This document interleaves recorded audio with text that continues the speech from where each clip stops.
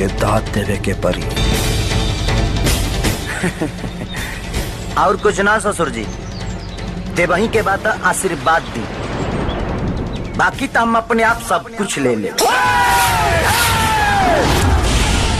Control control. पता चलल कि तू हमेशा खाती खामोश मत हो जा। तब वैशाली के डोली उठा के हमारा घर तक के पहुंचाई रे। डोली तो हमनी के उठा ले सन, पर तोर अर्थी के उठाई। तारा बेटी के देह से जन्मल हमार बेटा, कान खोल के सुन ल। वैशाली हमसे प्यार करेली, उहे हमार मेहरारू बनी है। अगर शराफत से शादी करा देबो तो हाथ जोड़ ले,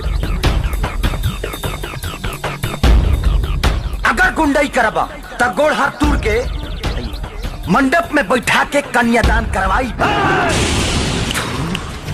बहुत बच्चा बाड़े, अगर हमरा सब्र के बांध टूट गई ना तो तेरा किस्मत फूट जाए। अगर तानी के गरीब लाचार के खून पी के मजबूत हो गई बड़ा सा, तो हम अपना माई के दूध पी के यमदूत बन गई बानी।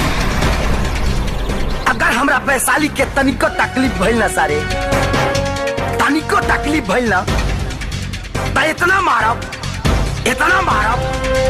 कि आंख से आंसू ना पेशाब बही। नमक हराम के इतना विधि बस से श्राद्ध करो कि 100 जन्म ले शादी के नाम से डराई। साले के